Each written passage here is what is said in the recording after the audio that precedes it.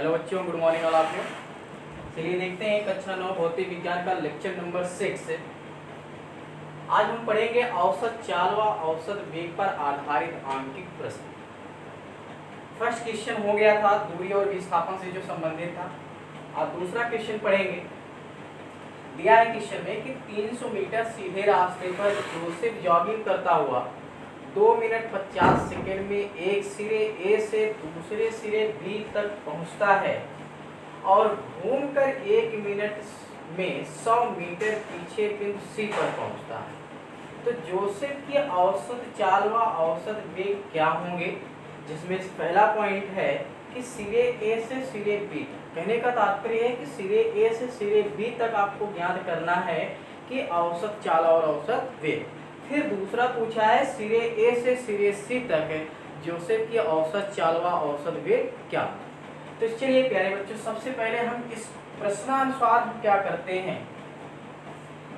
एक फिगर बनाते हैं।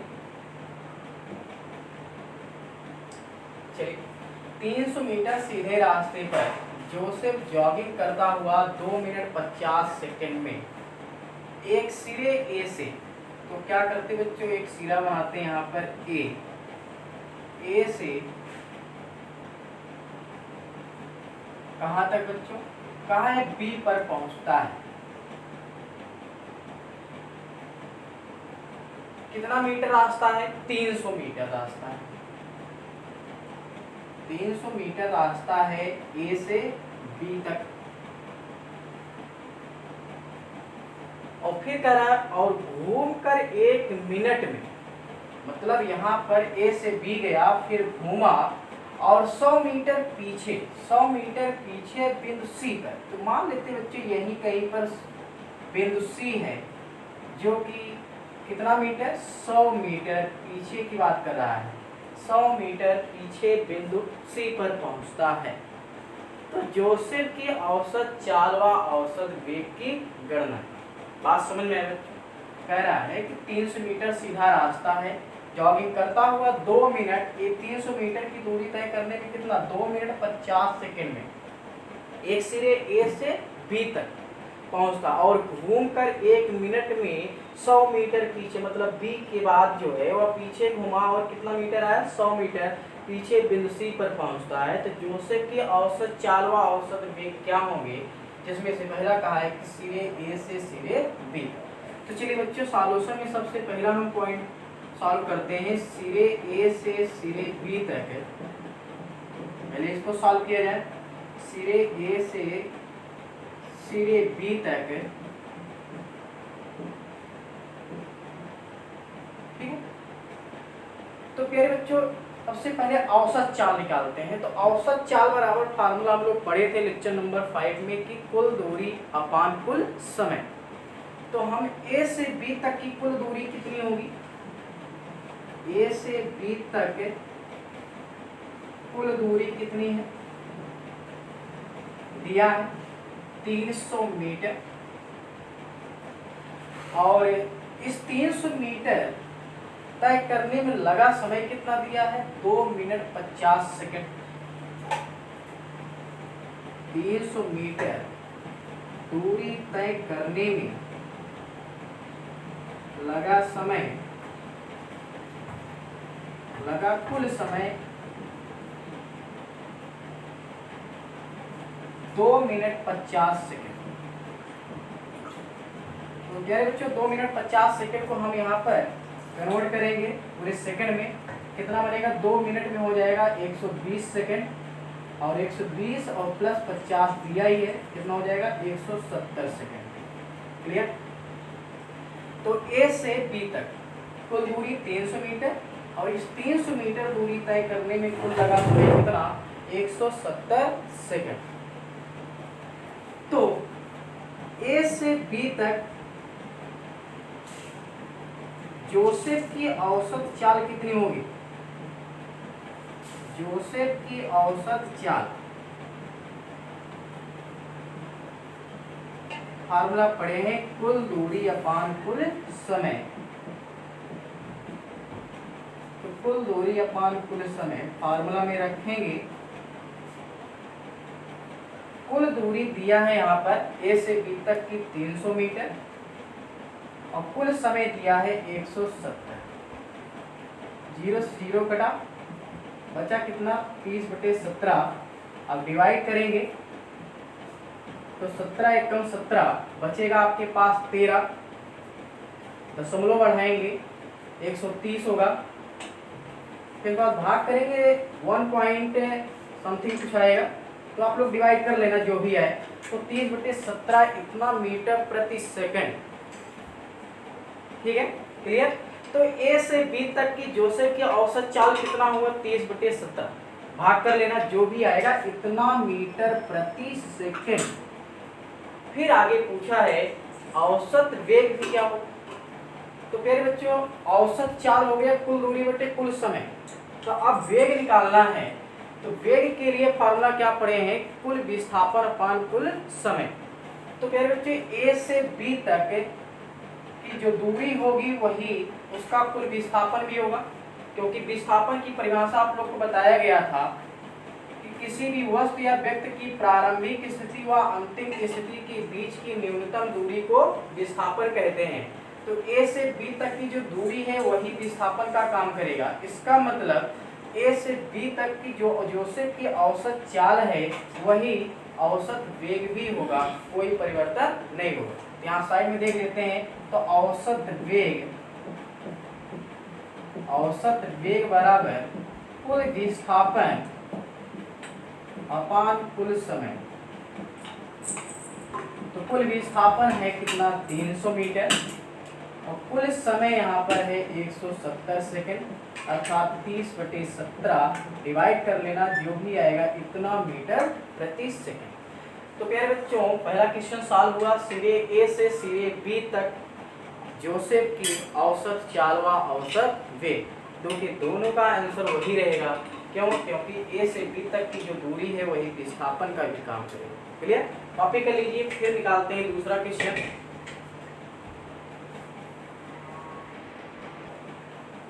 चलिए देखते हैं बच्चों अब दूसरा क्वेश्चन सिरे ए से सिरे सी तक।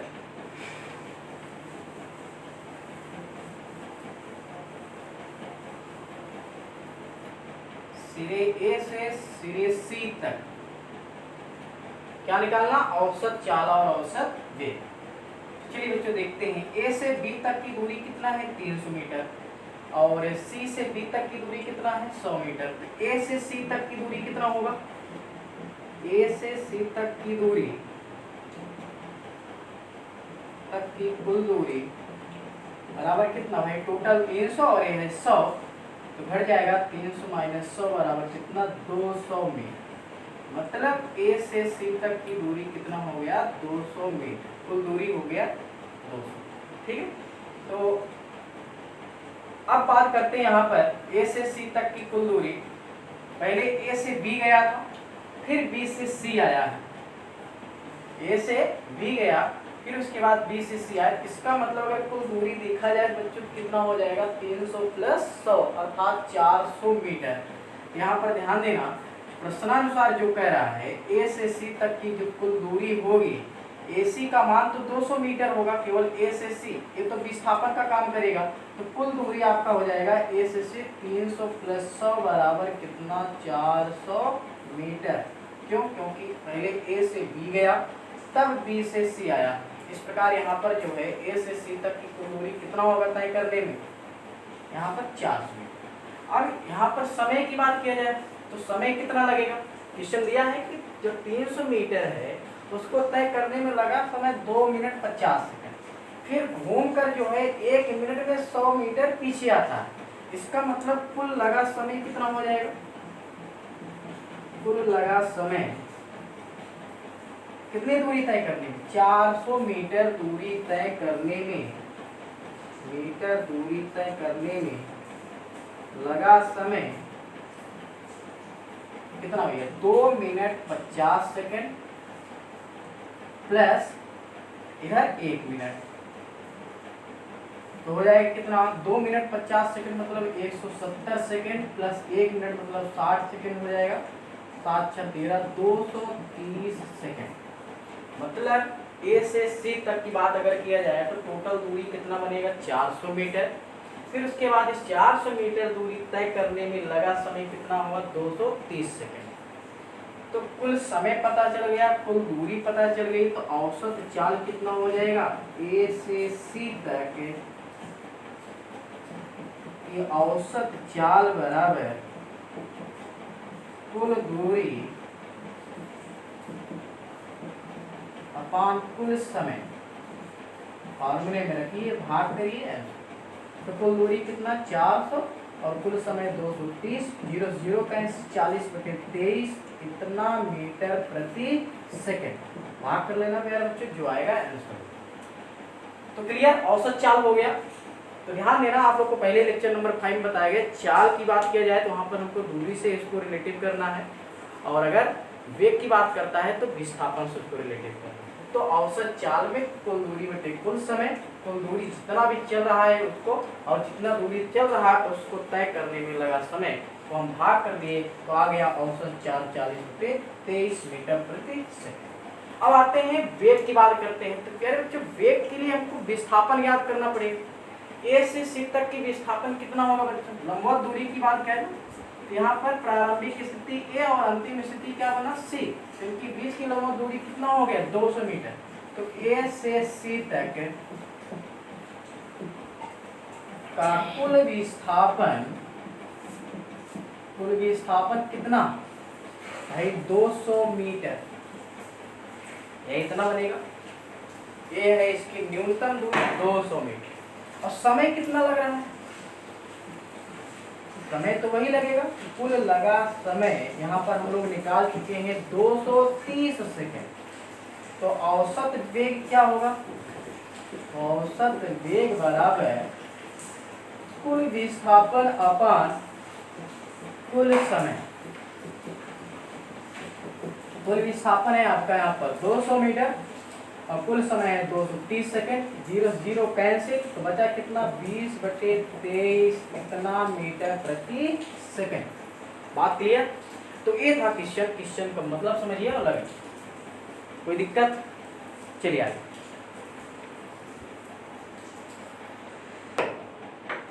चलिए बच्चों, तीसरा क्वेश्चन देखते हैं। क्वेश्चन कह रहा है कि अब्दुल गाड़ी से स्कूल जाने के क्रम में औसत चाल 20 किलोमीटर पर आवर है। उसी रास्ते से लौटने के समय वहां भीड़ कम है और औसत चाल 40 किलोमीटर पर आवर है। अब्दुल की इस पूरी यात्रा में औसत चाल क्या हो। तो देखिए प्यारे बच्चों, एनसीईआरटी में जो क्वेश्चन दिया गया है यहाँ पर 20 और 40 है, तो 20 और 40 से आंसर आपका नहीं आएगा। तो इस 40 के स्थान पे 30 रखेंगे तब जाकर आएगा। ठीक है, इस क्वेश्चन को आप लोग बना लीजिएगा। जहाँ 40 है वहाँ पर क्या रख देंगे 30 किलोमीटर पर आवर। ठीक है, चलिए। तो कह रहा है अब्दुल गाड़ी से स्कूल जाने क्रम, मतलब अपने घर से वो स्कूल जाएगा फिर स्कूल से घर आएगा, मतलब दूरी क्या है यहाँ पर निश्चित है। और जब दूरी निश्चित है बच्चों, तो जो दूरी निश्चित के क्रम में यहाँ पर औसत चाल का एक फार्मूला होता है, क्योंकि आपके लेवल में है नहीं। तो चलिए देखते हैं डिस्क्रिप्टिव में इसको सॉल्यूशन कैसे करते हैं। तो अब्दुल गाड़ी से स्कूल जाने के क्रम में उसकी औसत चाल कितना है 20 किलोमीटर पर आवर। तो हम मान लेते हैं कि माना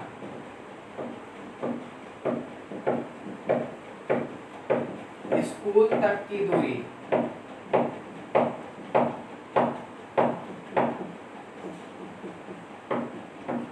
x किलोमीटर है।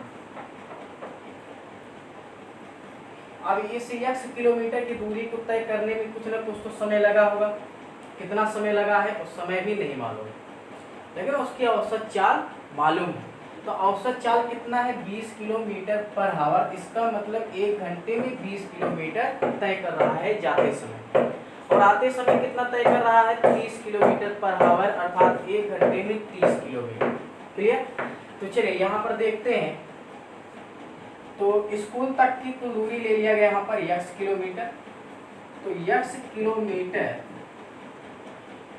की दूरी तय करने में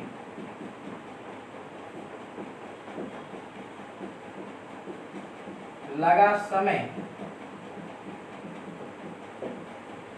इसको मान लिया जाए T1। जब जा रहा था तब, मतलब गाड़ी से स्कूल जाने के क्रम में, ध्यान देना, जाने के क्रम में लिया गया है, जाने के क्रम में लगा समय कितना T1, और दूरी वही है, फिर वापिस आ रहा है, भीड़ भाड़ है वहां पर, तो उसकी नहीं सॉरी भीड़ कम है, तो उसकी औसत चाल कितनी होगी 30 किलोमीटर पर आवर। तो लौटते समय या लौटने में x किलोमीटर की दूरी तय करने में लगा समय, इसको मान लिया जाए T2। ठीक है बच्चों, दूरी निश्चित है, दूरी हम लोग मान लिए कितना x किलोमीटर, और जाने में लगा समय कितना ले लिया गया T1, और लौटने में समय कितना ले लिया गया T2। तो प्यारे बच्चों यहाँ पर देखिए, पहले जाते समय औसत चाल दे दिया है, तो जाते समय औसत चाल बराबर फार्मूला क्या रखेंगे, कुल दूरी अपान कुल समय, कुल दूरी अपान कुल समय। औसत चाल कितना है 20, कुल दूरी कितना है x, और कुल समय कितना लिया गया t। क्लियर? तो यहाँ से देखा जाए बच्चों, x बराबर अगर निकालेंगे तो 20 इंटू T1 हो जाएगा, तिरछा गुणा करेंगे, इसको हम मान लेते हैं समीकरण नंबर 1। फिर देखते हैं लौटते समय, लौटते समय उसकी औसत चाल, लौटते समय औसत चाल बराबर फार्मूला फिर वही, कुल दूरी अपान कुल समय। कितना बच्चों औसत चाल दिया है कितना 30 किलोमीटर पर आवर, कुल दूरी कितना है x, और कुल समय कितना है T2। तो x बराबर यहाँ पर हो जाएगा 30 इंटू T2, इसको मानते हैं समीकरण नंबर 2। क्लियर? तो अब्दुल की इस पूरी यात्रा में औसत चाल क्या होगी, तो कुल औसत चाल बराबर, कुल औसत चाल बराबर कुल दूरी अपान कुल समय, कुल दूरी अपान कुल समय। कुल दूरी कितना, ध्यान देना, पहले वाले में है यहाँ पर x बराबर कितना है 20t1, फिर अगले वाले में कितना है 30 इंटू T2 अपान, अब कुल समय की बात किया जाए तो कुल समय यहाँ पर कितना है बच्चों, ध्यान देना, दिया गया है T1 प्लस T2। अब यहाँ से T1 और T2 की वैल्यू निकाल लेते हैं, सबसे बढ़िया। तो ध्यान देना, कुल दूरी अर्थात इस कुल दूरी के स्थान पर रख दिया जाए x, कितना रख दिया जाए x, भाई x गया x आया तो x प्लस x, और अपान T1 प्लस T2। ठीक है, तो यहाँ देखो समीकरण नंबर 1 से हम T1 की वैल्यू निकालेंगे तो x अपान कितना है, ये बनेगा 2x अपान T1 प्लस T2। ये आ गया कुल दूरी का औसत चाल, औसत चाल बराबर इतना। ठीक है, इसको मानते हैं समीकरण नंबर 3, या यहीं से डायरेक्ट कर देते हैं कि x बराबर जैसे 20t1 है, यहाँ से हम t1 की वैल्यू निकाल देते हैं, सबसे बढ़िया। तो यहाँ से t1 बराबर x अपान 20, समीकरण नंबर 1। यहाँ से हम t2 की वैल्यू निकाल लें, कितना x अपान 30, समीकरण नंबर। क्लियर? एक बार फिर समझ लेते हैं भाई, अब्दुल गाड़ी से स्कूल जाने के क्रम में औसत चाल 20 किलोमीटर पर आवर है, उसी रास्ते से लौटने में समय वहां भीड़ कम है और औसत चाल कितना हो गया 30 किलोमीटर पर आवर है। तो अब्दुल की इस पूरी यात्रा में औसत चाल क्या होगी, तो मान लिया गया स्कूल तक की दूरी कितना x किलोमीटर पर आवर, तो x किलोमीटर की दूरी तय करने में लगा समय मान लेते हैं कितना T1 जाने के क्रम में, और लौटने के क्रम में यही दूरी तय करने में समय कितना लग रहा है T2। तो जाते समय औसत चाल इतना है, तो यहाँ से हम T1 की वैल्यू निकाल लिए समय, लौटते समय से यहाँ पर निकाल लिए T2 का मान x अपान 30। तो कुल औसत चाल पूछ रहा है, तो कुल औसत चाल और कुल दूरी बटे कुल समय, तो कुल दूरी कितना है, जाते समय x फिर आते समय x, तो x प्लस x कितना हो गया 2x और अपान t1 प्लस t2। तो ठीक है, यहाँ तक क्लियर हो। चलिए हम इधर मिटा देते हैं बच्चों, पूरा एकदम डिस्क्रिप्टिव लेवल में आप लोग को बताया जा रहा है, कुछ है नहीं।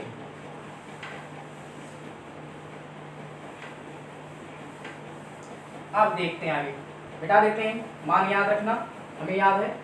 तो समीकरण नंबर 1, 2 व 3 से तो कुल औसत चाल बराबर 2x ऐसे रहने देते हैं, t1 की वैल्यू x अपान 20 प्लस t2 की वैल्यू कितना है x अपान 30। चलिए कैलकुलेट करते हैं, यहाँ पर 2x अपान, देखते हैं पूरे में यहाँ पर 20 और 30 की एलसीएम कितना हो जाएगा बच्चों, 20 और 30 की एलसीएम 60 हो गया। तो यहाँ पर बने कितना 20 के 20, 20 तिहाई 60, 3x और हो गया 30 दूना 60, 2x। अब देखते हैं 2x इस 60 ऊपर जाएगा और नीचे 3x प्लस 2x कितना 5x, x से x कैंसिल, 5 पर होंगे 60, तो 2 गुणे 12 बराबर कितना 24 किलोमीटर पर आवर। तो इस प्रकार यहाँ पर पूरी यात्रा में औसत चाल कितना हुआ बच्चों 24 किलोमीटर पर आवर। तो क्लियर, एकदम पूरा डिस्क्रिप्टिव लेवल में देखा गया। सबसे पहले हम क्या किए, पूरा निश्चित दूरी ले लिए x किलोमीटर पर आवर और जाने के क्रम में लगा समय t1 मान लिया गया और लौटने में समय t2। तो t1 और t2 की वैल्यू निकाल कर हम फार्मूले में रख दिए और कैलकुलेट करने पर मिलता है कि पूरी यात्रा में अब्दुल की औसत चाल कितना 24 किलोमीटर पर आवर। क्लियर। तो आज के लेक्चर में यहीं तक, कल हम लोग पढ़ेंगे नया टॉपिक।